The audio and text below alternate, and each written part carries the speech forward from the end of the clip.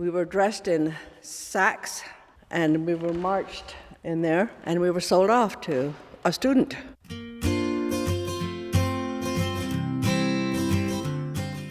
From KJZZ Studios in Phoenix, it's Season 2 of Untold, Arizona, the podcast. I'm Tiara Vian. Arizona is a unique place full of stories, folklore, and Wild West chicanery. KJZZ is celebrating Arizona with stories outside the usual news. When Casey Kuhn visited Ajo, Arizona, she found a story that was more than she could fit into a traditional radio news piece. In the old mining town west of Tucson, an arts community is now taking up residence in the old Curley School, and it's thriving. We're dedicating this episode to the characters keeping the historic building alive. Here's Casey Kuhn. I am taking you to desert town Ajo. I spoke with a dozen different Ajoites, some local and some who moved there from elsewhere, and even one who came from the other side of the world. A formerly segregated mine town school, it now houses artists. One of the first people I meet is Bobby Narcho. He's Tohono O'odham, takes photos, does graphics, and makes music. He's called the Curley School home for almost a decade. It's got a lot of history here, and it's gorgeous. You know, it's grand. It's one of these grand places, and it's very spooky too. It's where he processes his photos, eats his meals, and writes his music. The dusty, upright piano he's playing in the old library is extremely out of tune. Outside, the second-story window faces out onto a short street that stops at the Ajo Town Plaza, a plaza flanked by two stark white churches. Narcho's sound is a little like if a David Lynch movie went west to the middle of the Arizona desert. There's also a little beauty in the darkness too, so that's why I like to make this kind of creepy, beautiful music. And there's something that kind of draws you into it. Narcho grew up on the Tohono O'odham Nation just east of here. His tribe traditionally uses music to celebrate the bounties of nature, like the crops growing or the desert rain. A lot of his photography celebrates the modern ways O'odham people incorporate long-learned techniques of living in this desert. It is your native land, and you grow up learning these things about your culture, the songs. Just living in the desert too, you know about the resources that it offers, like the foods, you know, the swirl cactus fruit, the prickly pear, the cholla buds. The O'odham tribe have lived in the southeastern part of Arizona for thousands of years. They foraged as well as farmed. The O'odham use saguaro fruit pulp and boil it down into a ceremonial wine. It was great living on the res. I really do miss it, and I'm not too far from home either. The name Ajo actually comes from a distorted version of the O'odham word for body paint, au. That's because the tribe mined the copper-rich area for its red oxide. And that copper-rich land is what drew Spanish and European settlers. It's basically a model town.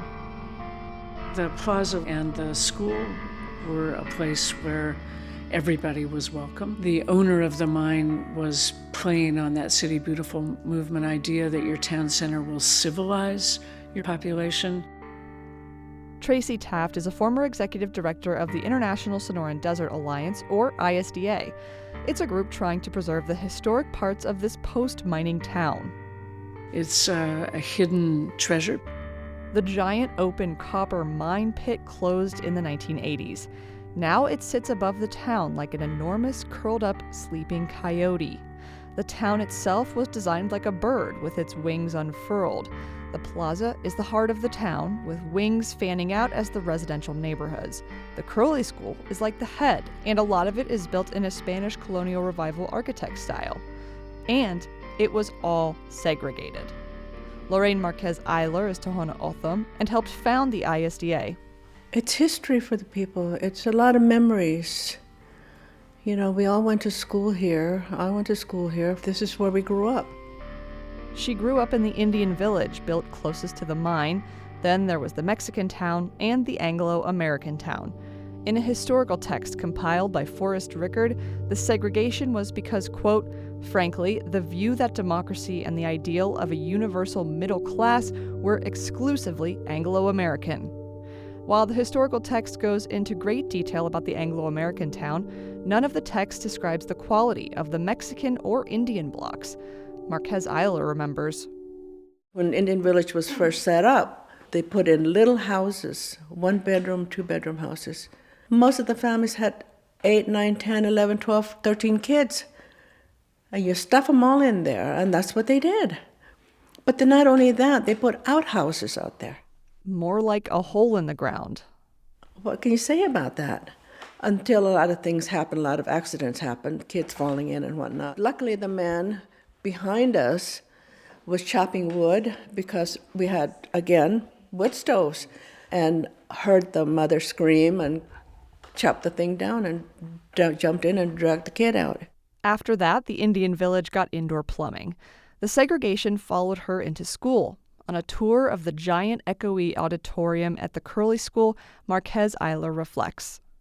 So there's a lot of good memories and a lot of bad memories. One bad memory comes from freshman year of high school in this auditorium. They went above and beyond. We were dressed in sacks, and we were marched in there, and we were sold off to a student. How did that make you feel? Terrible. No, it was totally embarrassing. She would be punished for speaking Altham in elementary school. A good memory comes from making her first skirt in home ec class. I made my first skirt, A-line skirt, and that I wore till it was almost in threads. What color was it? White and red. White and red. Yeah, it was just kind of a checkered. I think about it now and I think, my God. I wouldn't wear it now, but it was, I made it. Well, on the day we meet, she's wearing an all-denim outfit, button-up shirt and jeans, with a necklace that takes up most of the real estate below the red floral bandana around her neck. The necklace medallion is painted with a scene of Native American women. The string is beaded with yellow, brown, white, and blue fetishes in the shape of birds. Lorraine, Tracy, and I are speaking together in the old library with the piano. Above the high-arched doorway reads a sign that says, "Silence is akin to learning." Still feels like a school, doesn't it? Before we go in the library, A short timeline. The mine closed in the late 80s. Most of the population left and the school was vacant. And in the 90s, the town voted to sell the Curley School. So what do you do with the 100-year-old historic school building that's not a school anymore? The ISDA, then headed by Tracy Taft, had a vision: turn it into affordable housing for artists. It just happens organically in the big cities, and could we sort of grab that strategy and use bringing artists to Ajo as a way to kind of jumpstart a new economy here, because the town was, horribly depressed economically at that time. Almost half of the people living in Ajo left between 1980 and 1986, when the mine and ore smelter closed. In 1990, less than 3,000 people lived there. Marquez Eiler says they asked the people who stuck around after the mine closed what the foundation should do to help, and they heard the same thing: save the historic buildings, including the Curley School. And even though here in Ajo, the need for jobs and all that stuff in businesses and all that stuff, there was one thing that always came up was save the Curley School. So the ISDA bought the building. It was remodeled for about $10 million to fit 30 apartments. Aaron Cooper is the current executive director of ISDA. I think the Curley School in particular was a really important initiative because the built environment in this community is imbued with memory and history in a way that's not true everywhere. The Curley School was designed in 1919 by Leslie Mahoney of local architect firm Fame, Lesher & Mahoney. Lesher & Mahoney would go on to design the Orpheum Theater, original Phoenix City Hall, and state capitol buildings, along with thousands of other buildings across the state. The architect group would come back to Ajo several years later to design one of those all-white churches that flank the Ajo Plaza. The original Curley School was financed almost entirely by bonds bought by the mining company. That cost about $2.5 million in today's money. In historical texts, it was considered a monument of pride for the entire community.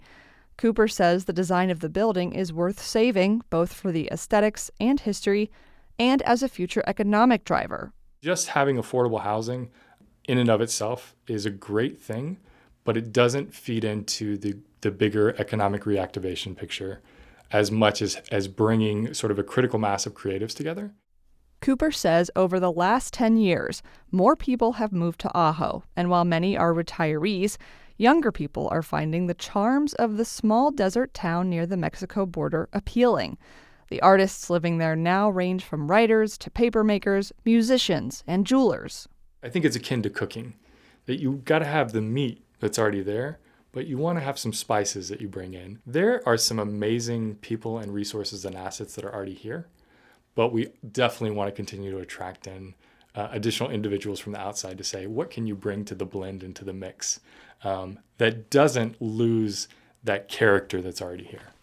The ISDA is also turning the former elementary school behind the high school into a conference center and inn.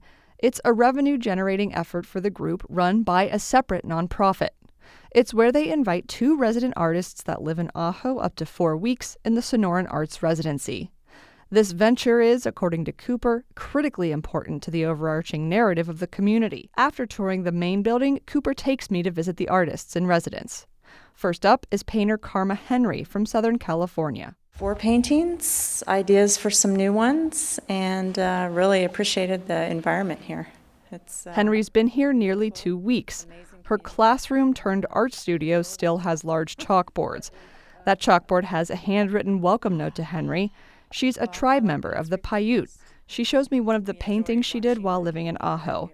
I'll try to describe it, but the best way to see it is going to kjzz.org. It has a gradient background of gray to cobalt blue in the middle and then back to gray at the top.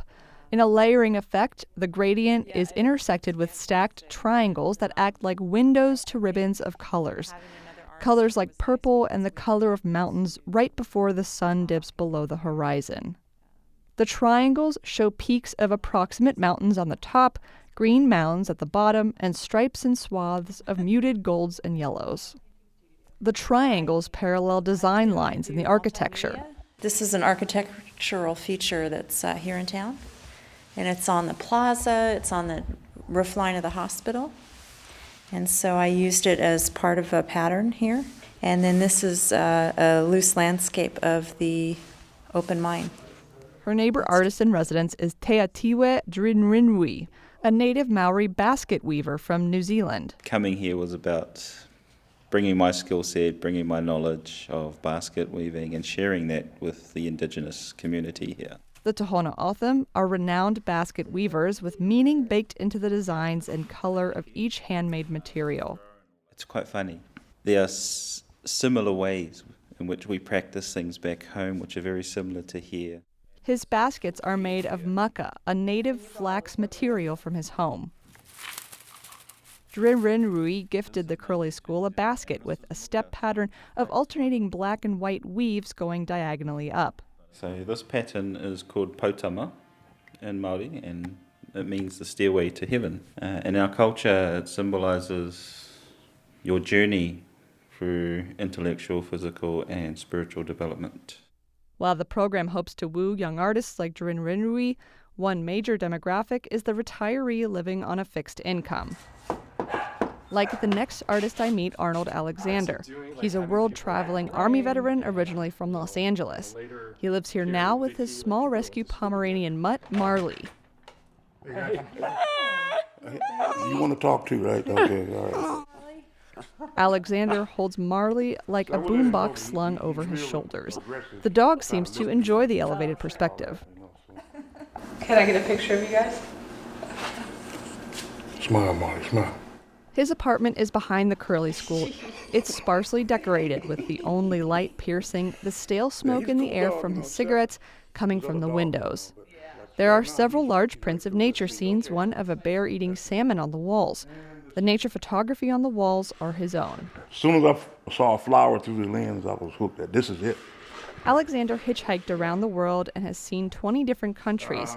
Soon he'll be kayaking to take pictures of orca whales on the water in Alaska. Now he makes delicate paper and rues the fact he didn't get to study it while living in what he says is the paper-making mecca of the world. And believe it or not, I lived in Japan for like 7 years, and I never ever got into paper making at all. I missed out on that, but. His paper sits in a pile on a table near the door. Some of it has flowers or butterflies on it. I call it kind of like therapy because everything's pretty cool when I'm making paper.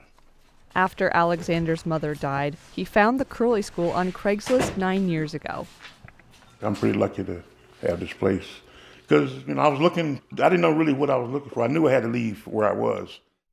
He thinks he'll spend the rest of his time here with Marley and his paper. Ajo is home for Alexander now. It's also the birthplace of the Curley School manager, Vicki Tapp. She went to school here too, and remembers going on parades in the open area right in front of what's now Alexander's apartment. And, I remember walking across, and these were playgrounds. We would walk across with our little toy drums and our, piccolos, and we would come over here and perform. It kind of makes sense her memories are about music. She's a local musician who spent some time in Los Angeles. Can you sing a little bit? Oh, no. Are you going to do that to me? There is no way. Tapp is also leading me on a tour of the artist's apartments. We stop at abstract painter Charlie Andrianoff's apartment. All right, I'll do that. Well, I'll think of that while you're seeing Charlie. We walk into an apartment even sparser than Alexander's. The only furniture that's not built into the apartment is an old office chair, several folding tables, and a large easel with a painting in progress on it. I really don't have any possessions that are so dear to me that I would say they're prized, Material things are there to be used. While we take a look at some of his latest paintings, Vicki has to leave us. I'm losing you, I can see, and step by step, your love is slipping away from me. Gotta go. Thank you, Vicki. You made my day. Andrianoff comes from Santa Fe after growing up in Brooklyn, which his family moved to after he was born in a refugee camp in post-World War II Germany. It's in New York where his artistic expression was formed. There were a lot of mural artists at the time, very influenced by that because most of the Latinos living in New York City at the time were Puerto Ricans. A lot of those guys were influenced by Mexican surrealists, people like Chiqueros, Rivera, Frida Kahlo, stuff like that. So I had a strong influence in that regard. He studied under a famous artist who did portraits of President George H.W. Bush for the National Portrait Gallery. Andrianoff practiced his studies of the human form with the most affordable models he could find, sometimes even a homeless man. That homeless man's portrait still hangs unframed in Andrianoff's Curley School apartment. Yeah, he was a very distressed person. Now he paints mostly abstract, and the paintings go for thousands of dollars. I get very, very bored doing the same thing over and over again. So I need to have that feeling that there is some kind of progression in my work. But it's got to be a progression within yourself as well. Andrianoff uses house paint for his work because it's cheap. The paintings kind of look as if you took a high-power microscope to a piece of granite or a spot of lichen. Nothing in nature is simply one color. A rock, even granite, you'll find like the multiplicity of colors. One painting features layered dots of dove gray over a cream background. There are 4 rows of what look like wide, haunting circular wheels connected by pulsating black lines. It's now I realize describing abstract art via podcast is very difficult. Andrianoff kind of describes it as a sentient stone. There's awareness beyond consciousness, what we know is consciousness. If you ever had an out-of-body experience, which I've had quite a few of, you'd know what I mean. I think I know what he means. The painting he's describing is one of the only ones he's done inspired by his Mongolian heritage. He's able to connect with Ajo in this spiritual way. I feel more at home here because most of the people in this town are people who have suffered a lot of history, suffered from the results of being exploited, suffered from their land being exploited. So as an immigrant myself, I identify very much with with their situation today. While this may not be Andrianov's original home, the desert is home to his neighbor, Wendy Allen. I walk down the pathway from Andrianov's apartment to Allen's. We sit together at a giant solid wooden table that used to be her bed. I used to live in New York, and I used to have to sleep on this. No. Yeah. What? Yeah. Allen was born and raised in Phoenix with a mother who played viola professionally. Those artistic roots led to her creating textiles, prints, sculptures, and pottery. She often sells pieces at the Central Plaza at the local market, but there's a piece in her crowded apartment that's intensely personal. It's a miniature crypt made to hold her mother's ashes. Because we lived in Arizona for so long, and she always wanted a house with flagstone porch. I went to the flagstone place, told them what I was doing. Help yourself. It's shaped like a small brick home, with a miniature table, pots, cactus, and windows. As she was making it, Allen started covering up the hundreds of tiny, handmade, and set bricks with more mud. I made 800 bricks. You literally built it brick by brick. Yes. And made made these windows, and they're all, have the little, molding. You can see the bricks still. So I troweled it, and I was troweling away inside and outside, and my sister-in-law came over, and she goes, "Stop! What are you doing? No one's going to be able to tell you made those bricks." Allen's entire apartment is covered in decorations, from the hand-printed Indian batik couch cover to the many sculptures on the wall. Her sculptures toe the line between abstract and symbolic. She says she listens to the radio when she draws or conceives ideas. Came back to Tucson. While her art has evolved over the years with each move, Allen says living in the Curley School now feels like she's back in her native habitat. So it's sort of like coming home. The Curley School for Artists is home for dozens of people looking for inspiration in the desert. And it's also a way of preserving the past. ISDA Director Aaron Cooper says the success of this preservation project is more indicative of the place it's always been a part of. A character of resilience is, I think, the singular most defining characteristic of this community. Tracy Taft, who helped spearhead the project, says she's seen the returns just by who's living in Ajo now. Homeowners have started to fix up their properties. Values have gone up. I don't think there's a real risk of gentrification here, but there are jobs and job programs and more social service programs, and younger people are moving to Ajo. And I think some of that began with the Curley School. Taft speaks about the town as a collection of groups and places coming together with a singular purpose: keep Ajo alive. Lorraine Marquez-Eiler, Oldham native, speaks about Ajo as a place with deep roots through its people. It was just an empty space. Now it's thriving. There's all kinds of activities. It's just alive. It's one step at a time with a place that's making new history every day. That was KJZZ's Casey Kuhn, and that's it for this episode of Untold Arizona. Here's what's coming up next this season. The ones with the deepest holes were used for the hardest grains, and then the ones that are less indented were for corn and beans and things that were brittle. This high-energy torrent loaded with cobbles and boulders followed quite a different path than today. This episode was produced by me, Tiara Vian. The stories were edited by Al Macias, Michelle Marisco, Chad Snow, and Carrie Fair-Snyder. Our digital editor is Sky Shout. There are pictures, videos, maps, and more at untold.kjzz.org. Do you have an Untold Arizona story of your own? Drop us a line on Facebook, Twitter, or Instagram using the hashtag UntoldArizona. And check out our Facebook group where you can connect to more people who love a good Arizona tale as much as you do. If you haven't heard Season 1 or our other podcasts, check out podcast.kjzz.org. Find us on iTunes or search for KJZZ wherever you get your podcasts. If you liked this episode, help KJZZ tell even more great stories. Head over to donate.kjzz.org to make your gift of support.